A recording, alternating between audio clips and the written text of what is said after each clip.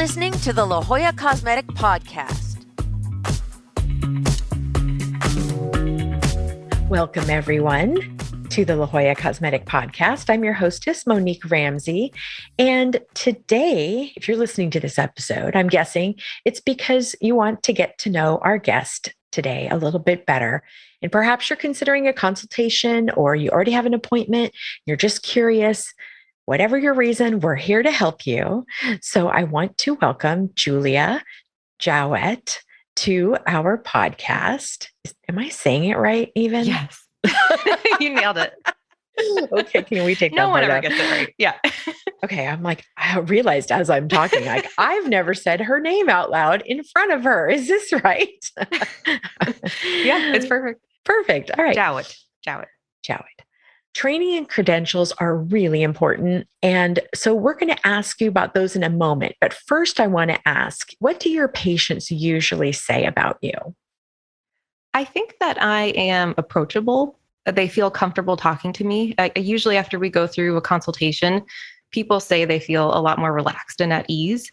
And I think it's nice to just get to know somebody before you commit to this really in-depth process with them. You know, you're spending money, you're spending time, your trust, and really feeling like you have an actual connection with them. And I try to really achieve that with patients and let them know I'm a person. I understand how scary some of this stuff is, especially if it's your first time doing something. Mm-hmm. So I get that a lot. Yeah. And what have you learned from listening to your patients? Does that help you sort of by hearing the themes in terms of their questions or the things that they're apprehensive about? What have you gathered from that process? Well, I think that the longer that I've been in aesthetics, I am aware of all the different types of treatments. You know, I have such a wide knowledge base, and I have to remember that somebody coming into this completely new, they don't have that same knowledge base. And so when they come in, a lot of times what they're saying is, I don't want to look like an alien. I see that person over there and I don't want to look like them. And I think that that's what's going to happen to me if I come here. Or my husband thinks that. And so what I remember every time I talk with somebody is to really understand what their view is or their impression of aesthetics. What are they nervous about? What are they thinking in the back of their mind? Could this go wrong? How could it go wrong? Making sure I answer all those questions and just really diving into how that happens, why that happens, why we don't have that happen at our clinic. And that I think is consistently something I hear from most people. That makes sense. I think, especially with social media, we're all exposed to crazy stuff every day. Absolutely. And so then you start to think, is that normal? Is that what's going to happen to me? Well, and I think I remind people a lot of times people like to look that way, or they lose sight of how they look. And so they come in and they want a certain look. And maybe that injector or that provider is known for getting that. And that's great. That's a subset of people, but that's not the norm. Majority of the people walking around that have had some sort of treatment are undetectable. And that's typically the goal. And so I think once they hear that and kind of understand that that's both of our goal. Our goal is to keep you natural. It's to keep you looking like you, but refreshed. It kind of takes this weight off their shoulders that, okay, I don't have to worry about this anymore. I know that we're on the same page. Yeah. And why do you think it's important to listen closely to what they're saying? Well, it's their face. As much as I have maybe things that I see and I'll communicate that to them as well, I want them to walk away from the process really achieving what they want to achieve. And if that is something that goal can be met non-surgically, I will achieve that for them. If it isn't and it's not realistic and maybe it's more of a surgical consideration, I will be honest with them about that as well. The nice thing is that we have both of those options. So if I consult with somebody and I realize, you know what, this just isn't a good fit, they're never going to get this goal with cool sculpting. They really need liposuction and a tummy tuck. And let's talk to the surgeon about that. But if you don't really hear the goals or really get to know the person and what they're looking to achieve, then you might miss something and you might not really get that end result that you want. And I think that shows up in reviews. Patients who maybe weren't listened to at a clinic then give a 3-star review because they're just underwhelmed because they didn't really get what they wanted. And when you have a 4 or 5-star review, it's somebody who's really satisfied and did get to that goal. So as a consumer, it's good for us to say, what are our ways we can get to know Julia and get to know her personality? We get to see her results in before and after pictures. I meet her. I understand her expertise. I read her bio, but there's also that component of reviews. And I think that's where you're saying, okay, what do other people think? And ultimately, did you listen to them to get them what they wanted? And are they satisfied? I think that's one of the best compliments I receive when I read a review about me and I see that they were so happy that I listened. And it's not something that you think, okay, results or other components to it, but listening. And it's actually, you realize that's a special thing. A lot of patients will say, I went to another consultation and the doctor didn't listen to me at all, or they rushed through it, or they just tried to sell me something. And, and you forget that we're in such like a warm, happy little bubble environment where there's never any pressure for anything. The goal is always do what's best for the patient. Mm-hmm. And I forget that it's not like that everywhere. And when they come here, they can sense that, and they can sense that we just want to do what's best for them. So, right. Yeah. Great. So let's get to know you, Julia. Okay. Tell us about yourself. So I initially grew up in Virginia, and then at about 8th grade, I moved down to Florida near Clearwater, Tampa area. I was there until college, and then I went to my undergraduate at the University of Georgia. Then I went to PA school at George Washington University. Wow. And then I came here. There was a little stint I was in the Virgin Islands in between school. Ooh, tell us about that. It was one of my like spontaneous moments of before I started grad school. I went down there with a one-way ticket and said, let's just see what this is all about. And loved it, stayed, made some lifelong friends. How long were you there? I was there for a little under a year. I went back twice. So I went for 4 months. And then again, I was like 4 months later, I went back again. And then I had to go start school. My parents would have killed me if I never came back. Well, at least you did it. I think that's a once in a lifetime opportunity. Yes. So what was your educational path in terms of, so you're in Florida and then you go do your undergrad, and what was your undergrad? What did you study? Yeah, it was in psychology. And it was one of those majors of, I don't know what I want to do. Let's just pick psychology until I figure it out. And once I learned, my father's one of those people that just is very like, let's make a list. Let's go through pros and cons. Let's pick a nice field for you. And, when I discovered what a PA was, I thought that sounds awesome, because that sounds like you don't shut a door for yourself by picking an avenue. You're picking something that just leaves all these doors open. Little did I know where this would take me. I had no idea. When I picked that, I thought, okay, well, if I want to work in an ER, I can. If I want to work in a primary care office, I can. I went to school. I picked one of the top programs in the country, which George Washington is one of the oldest and one of the top ranked. And I thought, I'm never going to get in. I'm just going to apply, see what happens. I'm probably not going to get in anywhere. Somehow I got in that program. And I thought, you know what? The stars are aligning. This is just what I meant to do. And I went through the training. And it was, right before I moved out to San Diego, I thought, okay, I don't really know what I want to do still. I have this awesome degree. Now what? So what made you decide, okay, San Diego's my spot?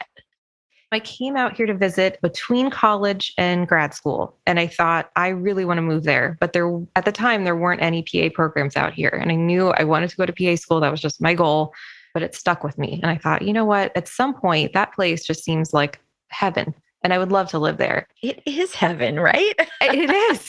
And it just stuck with me, through school and even after living in the Caribbean. And I thought, oh, I'll go back down there. That's really what I want to do. And then something was holding me back from committing to that.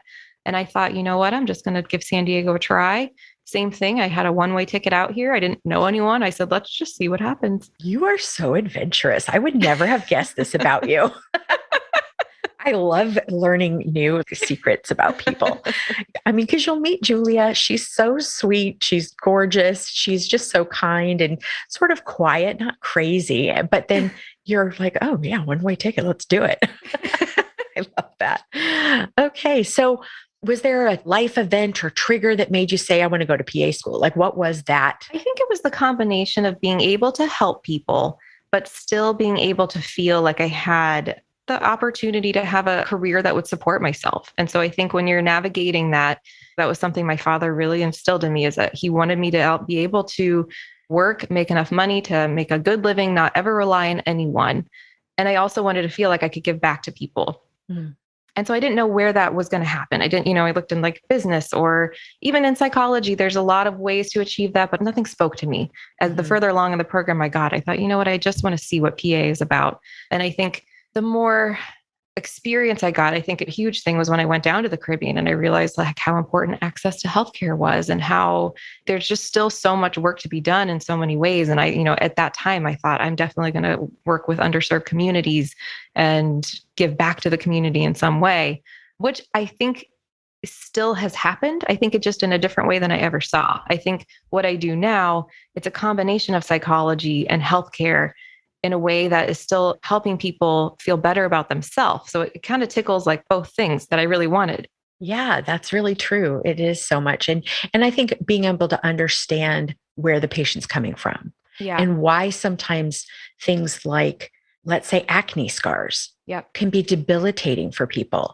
And you have a way with lasers to be able to help minimize them and give them a whole new found confidence. And you just, some people can say, oh, it's superficial and crow's feet, like who cares? But some of us have things. We all have things. And sometimes it can really be a burden. Yeah. And so being able to understand that where this person's coming from, it's not a frivolous thing. Do you find that? That's one thing that it still catches me off guard because a lot of the things that I do they are routine, a lot of Botox, filler, laser, and I kind of get in the rhythm of just, this is what I do. And then I'll have a moment in the day where I'll say I injected, for example, I'm thinking of a patient that I've treated for a long time. She finally decided to have filler. We did a really conservative amount. And she just burst into tears when we were done. And she just said, I've been feeling so self-conscious about this. I didn't want to apply to other jobs because I just felt like I looked so tired and like nobody would want to hire me. And I thought, wow, this subtle thing that I did that's just part of my day, I inject filler. It was life-changing for her. Mm-hmm. And it's the same thing with lasers. Like you mentioned, I mean, even the podcast we've done about mirror dry, we talked about that. I was just thinking about that. I was just thinking about mirror dry. A simple procedure. And every time I treat somebody, I think this is probably going to change their life. And it's something that I just do as part of my day-to-day job. But when somebody comes in for something like this, they're being vulnerable. They're talking to you about their insecurities and you don't know them. You've never met them before. And they're opening up about these things that I don't like about myself and trusting you to change them or to help them. And that, I never take that for granted. Yeah. Oh, what a wonderful, fulfilling type of position to be in. I think that's really wonderful. So what does a perfect workday look like for you? Give us a day in the life of Julia. One of my favorite things about working here is there's never a day that's the same as the day before. There's always a nice combination of procedures. I love laser. It's my wheelhouse. I'd have a laser for everything at this clinic, but I also love injectables. And there's such an artistic side, especially when you're combining treatments. So if I have a day where I have a resurfacing and a cool sculpting and a couple filler and some Botox, I walk out of there smiling because it's just, I get to do a little bit of everything. I get to use different parts of my brain. So what procedures do you love to do and why? I think my favorite procedures, and I get asked this a lot, and honestly, the answer can change by the week, what my mood is. One of my favorite procedures is resurfacing, skin resurfacing. And we have one of the best devices to do that with. It really is, it's an amazing machine. It's called the Cyton. And I do a lot of something called TRL, which is a full field resurfacing. So patients that have little etched lines in the skin that no matter what, you can't put makeup to cover them up. If you did something mild like a microneedling or a mild laser, not going to touch them. Oh. But when you do a full field resurfacing treatment to them with a TRL, it is a game changer. And that is just every time I do one, I get little butterflies because I know how good it's going to look. And then when we see them come in for follow-up and they look 20 years younger, it's just nothing else can compare to that.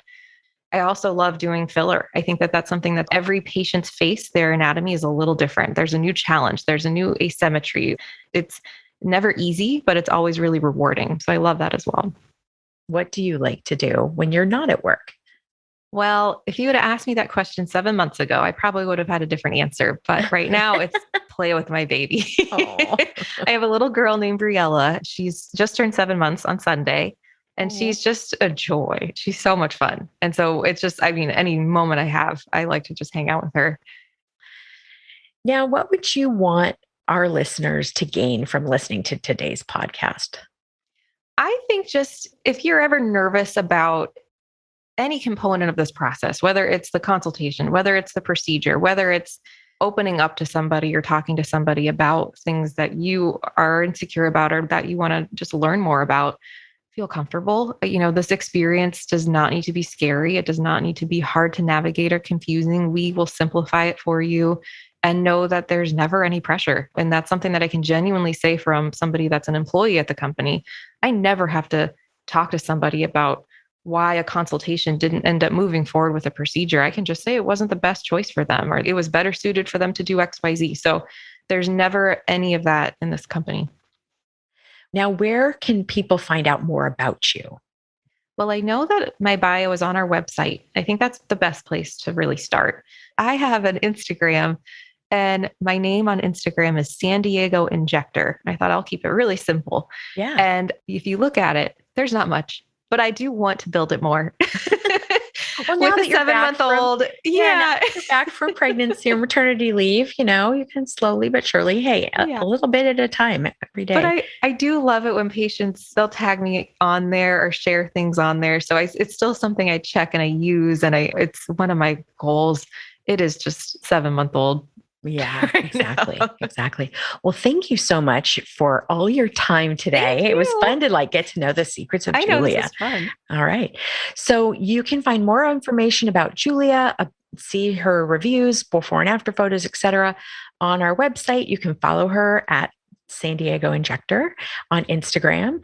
And then in our show notes, we'll have all the information in terms of, links and ways to contact us. And if you subscribe to our podcast, there's a little reward. So be sure to check the show notes for that.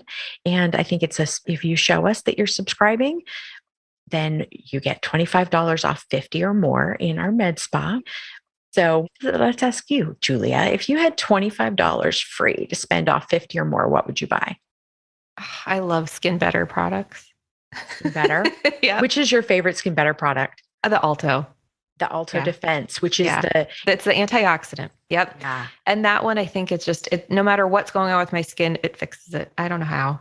Do you use it once a day or twice a day? Twice a day. Twice a day. Okay. See, there you go. And her skin, you can't see. I can see. Her skin's beautiful, flawless. So, especially post-pregnancy, it was and I will say, I do give some credit to Elastin as well. Their restorative treatment after I had my baby, it's just dry and lax and all of that. And it just kind of healed everything back up. So yeah, you look fabulous. Oh, thank you. All right. Well, thanks everybody for listening. Thank you, Julia, for your time. And we'll see you all on another podcast with the La Jolla Cosmetic Podcast. Thanks. Bye.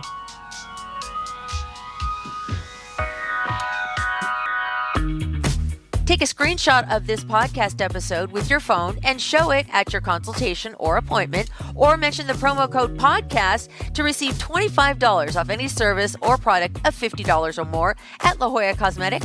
La Jolla Cosmetic is located just off the I-5 San Diego Freeway in the Zymed building on the Scripps Memorial Hospital campus. To learn more, go to ljcsc.com or follow the team on Instagram at ljcsc. The La Jolla Cosmetic Podcast is a production of The Axis, TheAxis.io.